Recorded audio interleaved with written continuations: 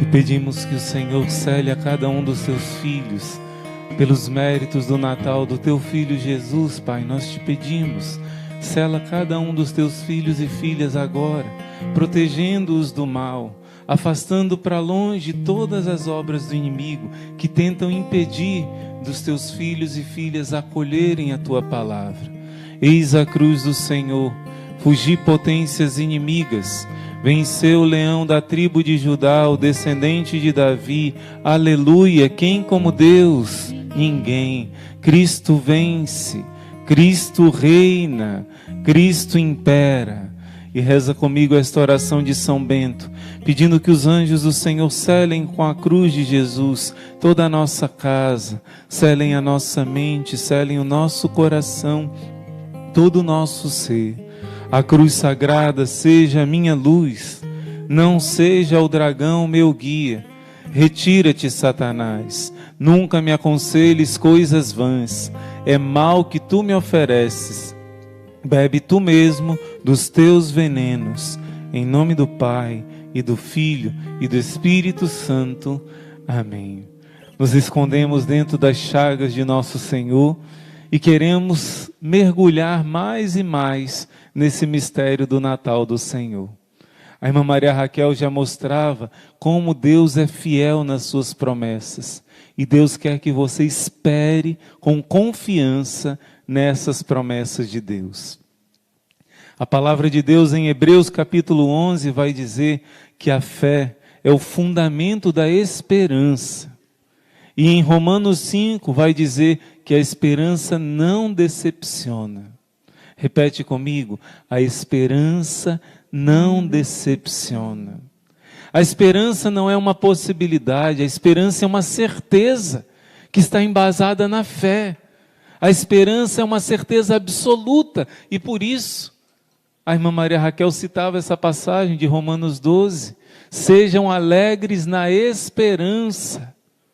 Por exemplo, o que a virtude da esperança promete para mim e para você? Promete a salvação. Hoje eu estava vendo um homem falando, numa entrevista, esse homem dizia assim: eu tenho certeza que eu vou para o céu. E o entrevistador perguntava, por quê? Eu tenho certeza, primeiro, porque Nossa Senhora prometeu que quem usasse com fé o escapulário iria para o céu, não iria para o inferno. E eu uso o escapulário, com fé, com amor. Segundo, porque eu rezei as orações de Santa Brígida. Terceiro, porque eu fiz as 9 primeiras sextas-feiras do mês e nunca mais paro de fazer, e luto contra o pecado mortal todos os dias da minha vida. Meus irmãos, algo que Jesus prometeu é a salvação. Então, nós podemos ter essa esperança firme da salvação, claro. E por causa disso nós somos alegres. Jesus deu a vida para que nós tenhamos o céu. Mas também para essa vida Jesus disse que o mais importante, o meu reino não é deste mundo. Mas quem deixar tudo por mim vai receber 100 vezes mais já nessa vida. Não ficar sem perseguição. Jesus diz, com perseguição. Tem o tempero da cruz, mas você vai ter 100 vezes mais nessa vida. E depois a vida eterna. O dia de hoje nós meditamos sobre o velho Simeão. Diferente do que muitas pessoas pensam, o velho Simeão, quando Maria e José foram apresentar o menino Jesus no templo, o menino Jesus tinha 40 dias de nascido. E o menino Jesus com 40 dias de nascido, era necessário, a lei de Moisés dizia que todo filho primogênito deveria fazer essa apresentação. Lucas chama de apresentação, mas na verdade deveria ser oferecido um animal no lugar do filho, um cordeiro. Isso é a tradição, desde lá de Abraão, que um cordeiro foi oferecido no lugar dele, desde Moisés, que os primogênitos não morreram porque ofereceram um cordeiro, e os primogênitos do Egito morreram. Então o povo de Israel sempre ofereceu o seu filho primogênito, consagrando ao Senhor. E para que ele não fosse sacrificado, sempre era sacrificado um cordeiro no lugar, com exceção das famílias que eram muito pobres. Essas famílias tinham a permissão de oferecer 2 rolinhas ou 2 pombinhas no lugar do cordeiro. E Maria foi levar, junto com José, o seu cordeirinho. Na verdade, você sabe, nós já falamos isso, Jesus era o cordeiro. Ele não iria ser poupado, não iria morrer um animal no lugar dele, mas ele era quem seria sacrificado pela nossa salvação, para garantir a minha e a sua salvação, se nós dissermos o sim a essa salvação. Porém, tenta imaginar comigo, apareceu um velho, o Espírito Santo impeliu a ele ir para o templo naquele dia, ele não era sacerdote. Muitas pessoas pensam que o velho Simeão era o sacerdote que recebeu o menino Jesus no templo. Não, era um velho ancião, porém um homem cheio do Espírito Santo. Um homem que procurava viver a lei de Deus, um homem que amava a Deus sobre todas as coisas, que fazia todo o sacrifício da sua vida para ser fiel a Deus. E Deus fez uma promessa a esse homem: você não vai morrer sem antes ver o meu Salvador. Deus revelou a ele essa promessa magnífica. Abraão viu esse dia em visão, mas não pôde ver. Moisés desejou ver esse dia. O rei Davi desejou, todos os profetas desejaram, mas nenhum deles recebeu essa graça. Mas Deus revelou, o Espírito Santo disse a esse profeta, a este homem, a este senhor idoso: você não vai morrer sem ver o meu Messias, o meu Salvador. E esse homem acreditou nessa promessa de Deus. Eu não sei com quantos anos Deus prometeu isso a ele.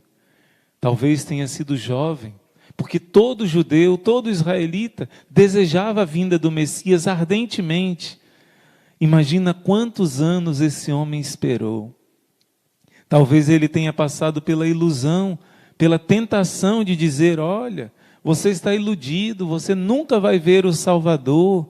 Talvez o inimigo tenha tentado muito a ele desistir, a ele duvidar da promessa de Deus, porque ele só encontraria felicidade vendo essa promessa se cumprir na sua vida.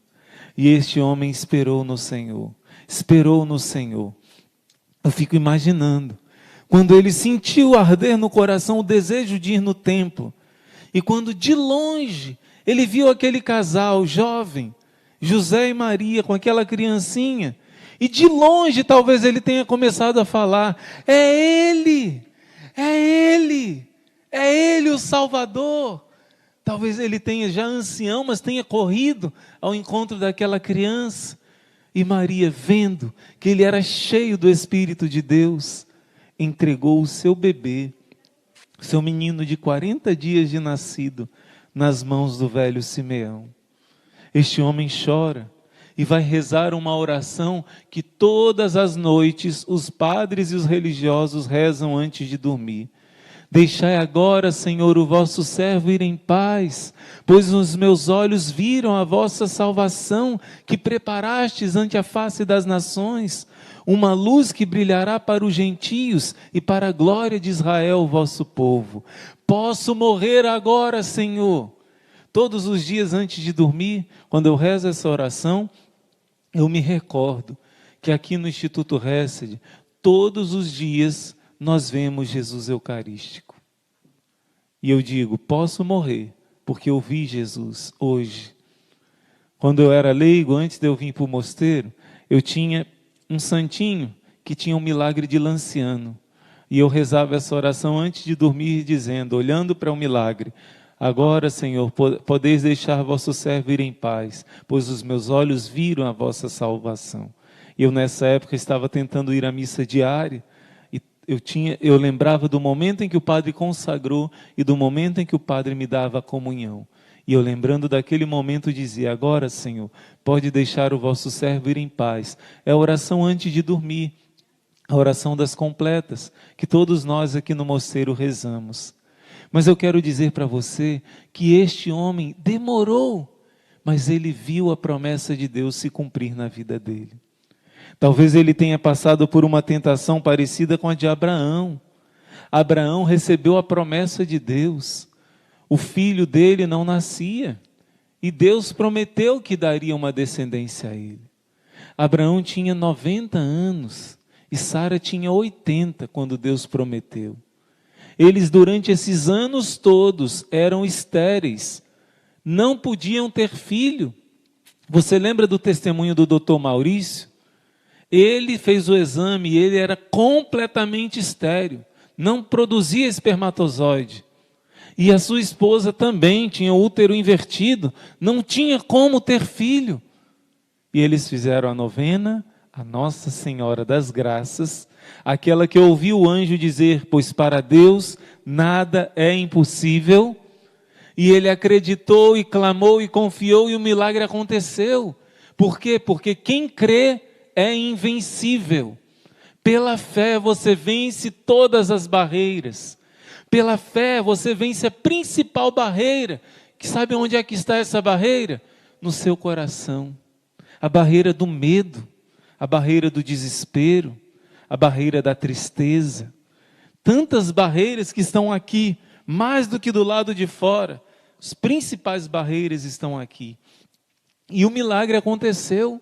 Venceu a barreira da incredulidade, da falta de confiança. E eles ficaram grávidos. E quando viu, não era um, era dois. Depois olhou de novo melhor, eram três. Depois viu que eram quadrigêmeos. E depois ele teve mais um filhinho.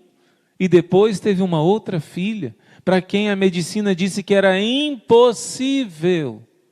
Pois bem, se nós vemos hoje esse milagre acontecer, como tem gente que não acredita no milagre da vida de Abraão? Um homem de 90 anos e a sua esposa de 80, todo o tempo da juventude eles tentaram e não engravidaram. Agora velhos iriam ficar grávidos? Foi o que Deus prometeu. Quando Abraão completou 90 anos, Deus disse, tu terás uma descendência mais numerosa do que essas estrelas que estão no céu.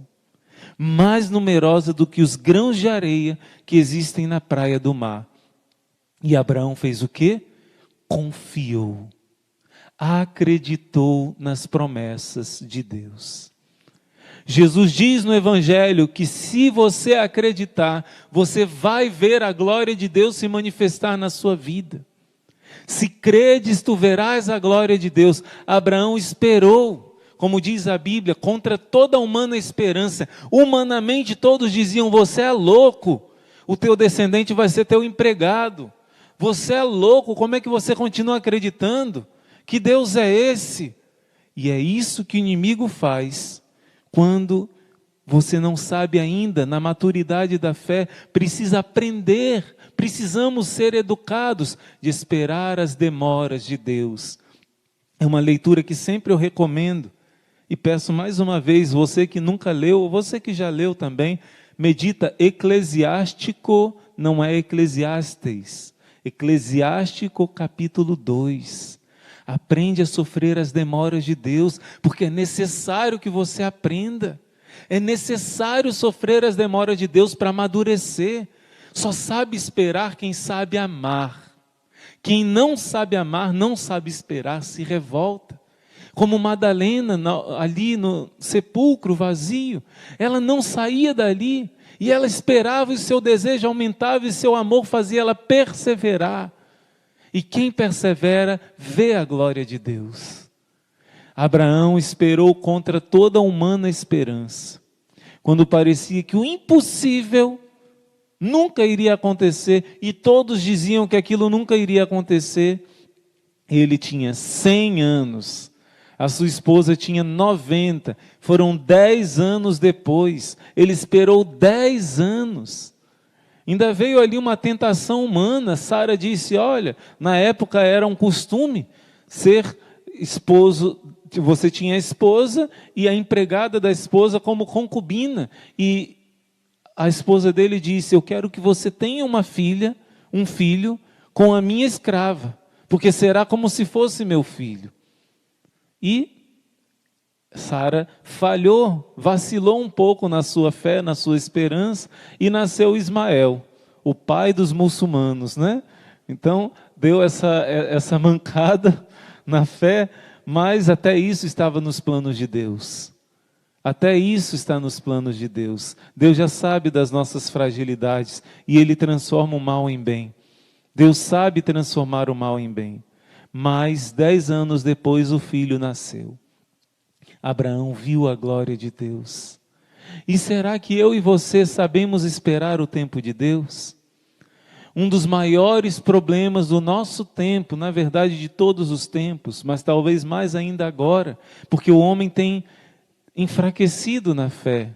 Estamos vivendo o tempo profetizado por São Paulo da apostasia, muitos abandonando a fé. O nosso problema é que nós não sabemos esperar o tempo de Deus. E o livro do Eclesiástico, capítulo 2, vai dizer: espera em Deus, suporta as demoras de Deus. E vai dizer assim: quem foi que esperou nele foi decepcionado. Deus na hora certa age do jeito certo, que é o jeito de Deus, que é o perfeito, que é muito melhor do que o seu, do que o meu, do que do nosso jeito, como diz o Salmo 83. Prefiro estar no limiar, na sarjeta da casa de Deus, do que do meu jeito, do que viver do meu jeito, do que numa mansão vivendo do meu jeito. Então, nós muitas vezes não sabemos esperar em Deus.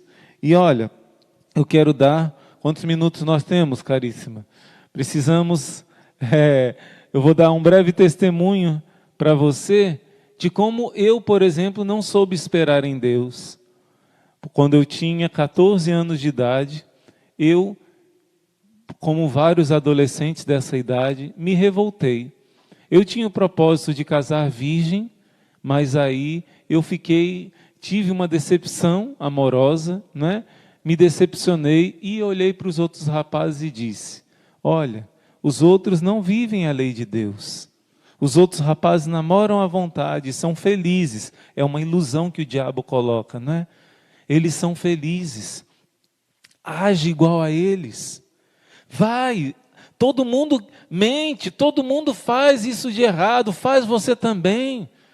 Vai, seja sedutora, senão você não vai conseguir um homem bom não. Se você não mostrar o seu corpo, você não vai conseguir um homem bom.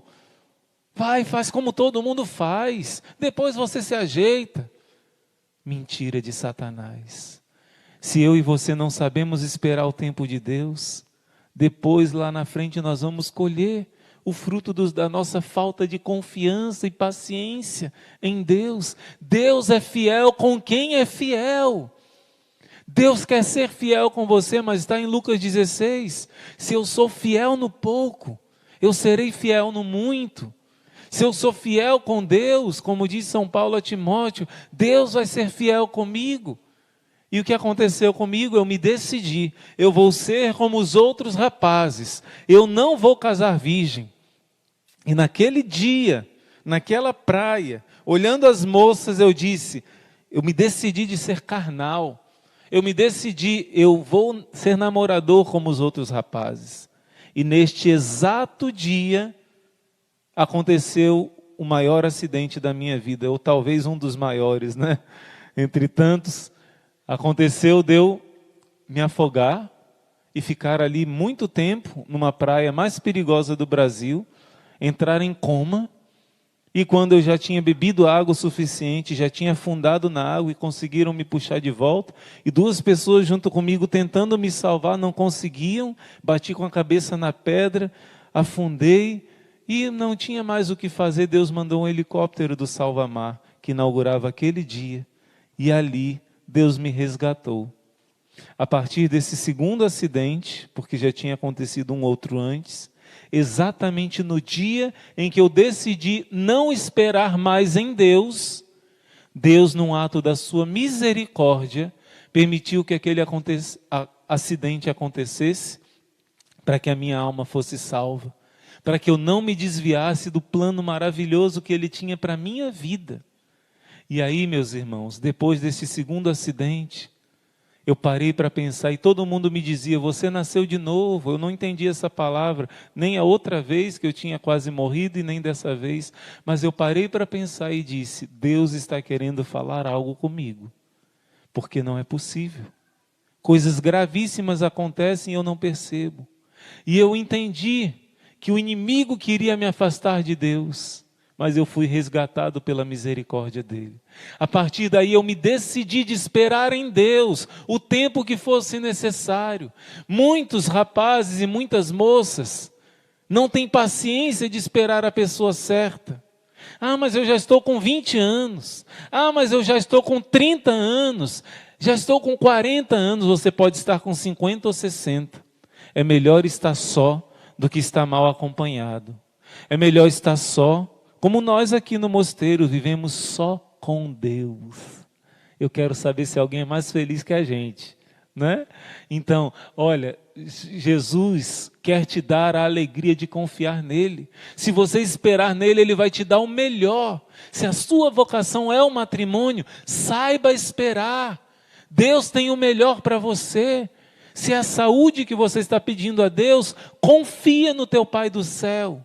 Confia no teu Jesus, Ele está junto com você nessa prova. E você unido a Ele, está salvando muitas almas. Se for da vontade de Deus, e aquele que crê, conhece o coração de Jesus. Ele vai estar com você até o fim, e Ele vai te livrar dessa.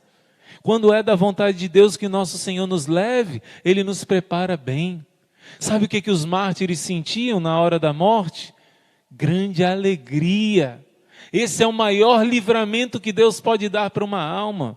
Eu estou falando para você agora, que talvez esteja me assistindo doente e você está morrendo de medo de morrer. Pode ter certeza que não é só hora não. Porque cheio de medo assim, Deus não quer te levar para o purgatório não. Com esse medo, você ainda não aprendeu a confiar no Senhor. Agora você que está aí, prontinho, desejando partir daqui para o céu, pode ser que você vá, porque daqui, embora que eu quis tanto e Deus não me levou, né? Quando eu estava prontinho não, né? Quando eu estava quase partindo, com um tumor deste tamanho, Deus não quis, Deus tem a hora certa para tudo. Mas eu quero te dizer que as promessas de Deus se cumprem dentro do teu coração em primeiro lugar. A primeira promessa de Deus é te fazer crescer na fé. Olha, outro testemunho é quando Jesus foi chamado pelos melhores amigos que ele tinha em Israel.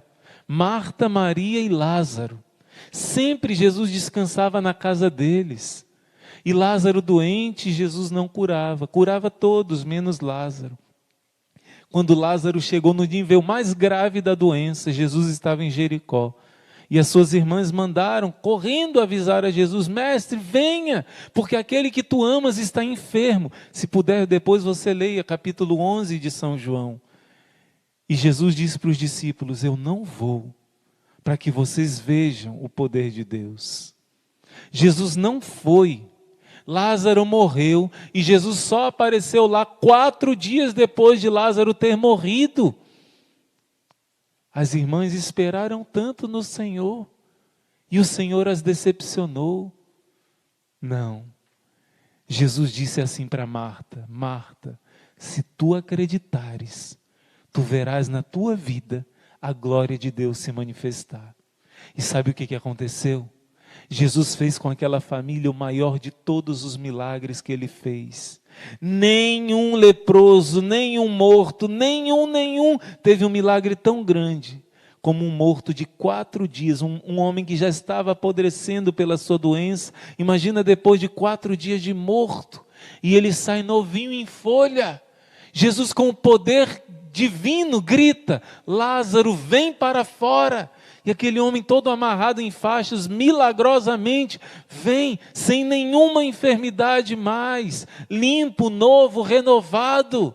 Porque Deus quer surpreender aqueles que acreditam nele. Aqueles que confiam no Senhor não serão decepcionados, se tornam inabaláveis como o monte de Sião, diz o Salmo. Aqueles que confiam em Deus. E depois desse acidente que aconteceu comigo, eu aprendi um pouco mais a esperar em Deus. E nesse tempo que eu comecei a esperar em Deus, o Senhor me encheu de um chamado tão grande, de uma alegria tão grande para servi-lo, somente a Ele, na vida celibatária, na vida monástica. E a alegria que Deus me encheu de pensar, você vai viver como os santos viveram, só para Deus. Como São Francisco, como São Bento, como Santo Antônio, só para Deus. E eu senti uma alegria imensa, mas eu dizia para Deus, mas Senhor, eu queria tanto casar. Aí estava uma luta e Deus me chamava, eu dizia, não queria, não. Mas Deus me colocou uma alegria tão grande, eu não me senti forçado, mas me senti impelido por uma alegria tão grande, que eu digo que em maio de 1998, eu dei o meu sim definitivo. A minha profissão de votos perpétuos foi ali, em maio de 98.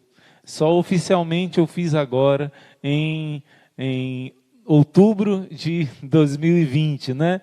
Mas ali foi, Deus encheu a minha alma dessa alegria. E esse sim foi definitivo. Mas eu termino ainda dizendo para você, quem disse que foi fácil? Gente, eu não sabia onde Deus me queria. E eu comecei a ficar muito inquieto. E as pessoas dizendo, ei, vai ficar parado aí até quando? Ei, vamos arrumar um emprego, já que não vai para seminário, não vai para convento nenhum. E eu ia para um canto, eu não gostava, eu ia para outro e não era lá. E eu ia, oh meu Deus, e um canto Teologia da Libertação, outro canto. Eu dizia, Senhor, eu não vou viver num lugar onde não vive o que a tua mãe pede em Medjugorje. As 5 armas para esse fim dos tempos. Não vou. Para aqueles que não estão conscientes dessa guerra que estamos vivendo. E hoje eu faço parte desse exército maravilhoso. O jejum quarta e sexta, a Sagrada Escritura todos os dias, a comunhão diária, a adoração, que mais? A confissão mensal, no caso aqui no mosteiro é semanal, e o que faltou?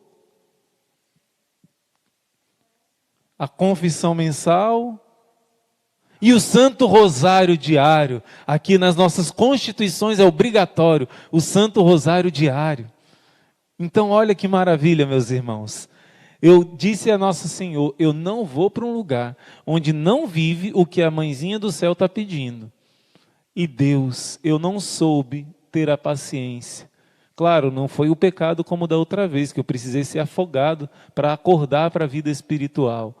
Mas eu fiquei tão inquieto, eu desconfiava de Deus, eu ficava angustiado, e Deus já tinha tudo pronto. Eu fiquei mais ou menos 1 ano e meio, procurando onde Deus me queria. E meus irmãos, não existia nenhum irmão ainda no Instituto Hesed. Mas quando eu encontrei este instituto, eu tive a certeza que foi aqui que Deus desejou para mim. Encaixou assim, ó. Quando eu conheci o Instituto Hesed, eu vim para ficar 3 meses.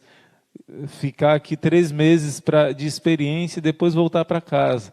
E fiquei 20 anos, né? Então era só uma experiência, mas quando eu cheguei aqui eu entendi. Deus criou esse lugar para mim e me criou para esse lugar. E quando eu fiz os votos perpétuos, quando eu vinha no caminho e cantava aquela música, como é? Sim, atinei meu lugar na igreja e tal lugar, ó meu Deus, foste vós que me deste. Meu Deus, eu entrei deu um choque ali. Parecia Deus falando, os anjos falando, este é o seu lugar para sempre. E eu angustiado, e eu sem saber para onde ia, e eu sem saber se Deus estava cuidando de mim, e eu estava na palma da mão de Deus. Deus já estava vendo o meu futuro, Deus estava preparando tudo, tudo já estava preparado, tudo maravilhosamente preparado. E eu, em vez de confiar, dizendo, Deus tem o melhor para mim, eu não confiei. Aliás, eu confiei pouco. Eu confiava sim no Senhor, mas eu confiei pouco, eu me arrependi depois, vendo que Deus é tão bom e nós não acreditamos nas promessas de Deus. Eu quero te dizer, meu irmão, minha irmã, que quanto mais você acreditar nas promessas de Deus para você, mais pacífico será o teu coração. A provação está difícil, as situações estão de angústia, parece que existe muralha acima das suas forças. Se apega nas promessas de Deus para você, não nas suas ideias, nos seus pensamentos. Por exemplo, a palavra de Deus te dá uma promessa que diz: você não vai passar por uma prova acima das tuas forças. É Deus que diz, 1 Coríntios 10. Mas nas provações Deus vai te dar os meios para você superar, para você vencer. Você deve se agarrar nessas promessas. E só quem tem uma vida de intimidade com a palavra de Deus vai ter onde se apoiar, se apegar nas promessas. Por isso a nossa irmã Maria Raquel todos os dias está preparando um vídeo para te fortalecer nessa confiança, nesse apego às promessas de Deus na sua vida. Porque Deus tem o tempo certo. Disse Jesus falando de uma viúva que pedia a um juiz que era mau: faça justiça sobre a minha causa. E o juiz zombava dela, mas ela insistiu tanto, o juiz era ruim, mas de tanto ela insistir, ele disse: vou atender essa mulher para ficar livre. Jesus diz: vocês ouviram que essa viúva, o que esse juiz falou? Esse juiz mal falou. Ele atendeu a viúva porque foi insistente. Será que o Pai do céu não vai atender os seus filhos, que clamam por Ele dia e noite, mesmo que os faça esperar o tempo necessário? Eu não sei se para você o tempo de espera é 1 ano e meio, como eu, para descobrir esse mosteiro. Se o tempo de espera são 10 anos, como Abraão. Se o seu tempo de espera são 30 anos, como Sara, eu não sei. Pode ser que seja uma semana, um mês ou um dia. Porém, o que é importante é você acertar em confiar em Deus. Esperar em Deus e ter a certeza que Jesus disse: se tu creres, tu verás a glória de Deus.